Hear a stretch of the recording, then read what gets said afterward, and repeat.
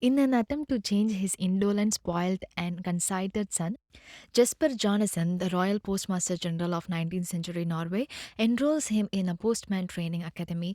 After Jesper consistently performs below expectation, his father ultimately sends him to the far-off island settlement of Smerensburg in the north, where he must post 6,000 letters in a year. Jesper will lose access to the family's wealth if he fails. Jesper discovers that the Ellingbos and the Crumbs, two rival family clans, make up nearly the whole population of Smerensburg. He also meets a teacher Alva who is in a very bad environment and circumstances. Since no children are ready to learn, she has decided to save so many for all these years and to move out of the city. Jesper was placed in the worst post office where no postman had ever stayed for a month.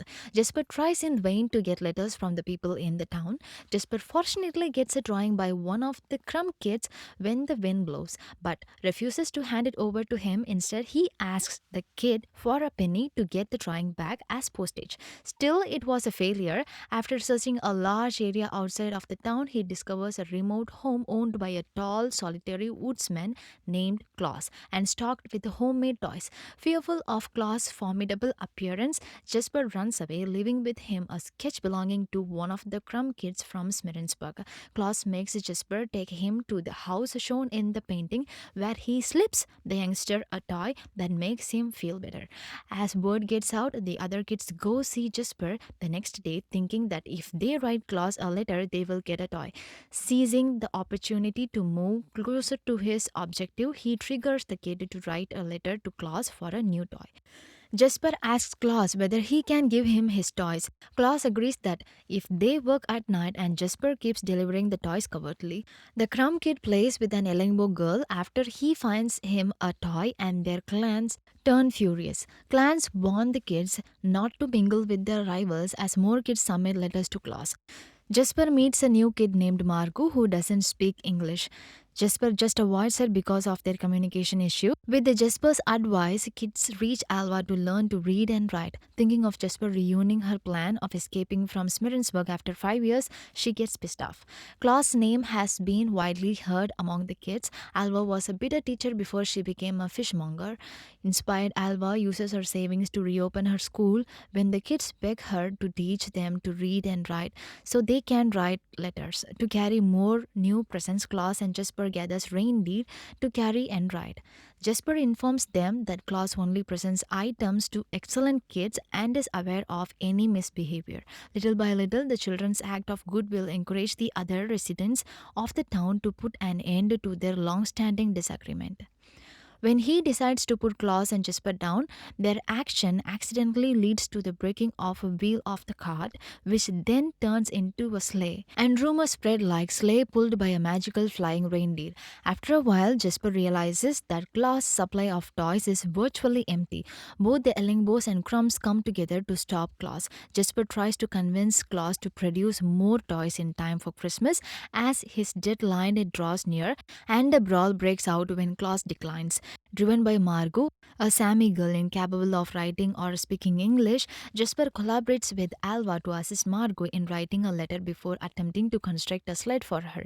When Klaus sees Jesper's work, they make up and together they finish the sled. When Jesper delivers the sled and witnesses Margot's happiness, he is truly touched. Klaus informs Jesper that after making the toys for the children he and his wife Lydia wanted to have but were unable to conceive, Lydia passed away from a disease. Klaus accepts the Christmas plan and agrees to work for it every year. Jesper, who couldn't explain that he is planning to move out of the Smirensburg since the beginning, meets Alva.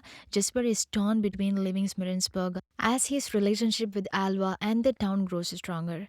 Margot shows up to lend a hand along with the rest of her clan. Elderly family members Axel Ellingbo and Tammy Crumb, however, decide to call off the conflict between Jesper and Klaus to allow the families to restart their rivalry.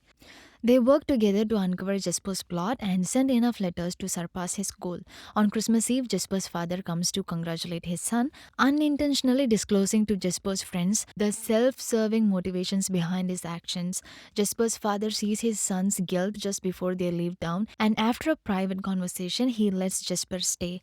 As Jesper tries to stop the elders and their enraged mob from destroying the Christmas toys, Olaf, Tammy's son, and Magdalene, Axel's daughter, fall in love in the ensuing chase. Tammy seemed to destroy all of the Christmas presents, but after the town's youngsters told Alba and Klaus about the plot, they had already placed the toys with the decoys. Nevertheless, Jesper has won Klaus and Alba over with his deeds. The elders of the family are compelled to put an end to their rivalry since their children are getting married, and Smirensburg turns into a joyful town. Jesper and Alba are married and have two kids together. For 11 years, he and Klaus kept giving gifts in Smirensburg and beyond. 12 years later, Klaus feels his wife's presence in the breeze and leaves to be with her. Despite his passing, Klaus continues to exist in Christmas tales, and as a result, Jesper looks forward to Klaus' annual return to distribute toys worldwide on Christmas Eve thereafter.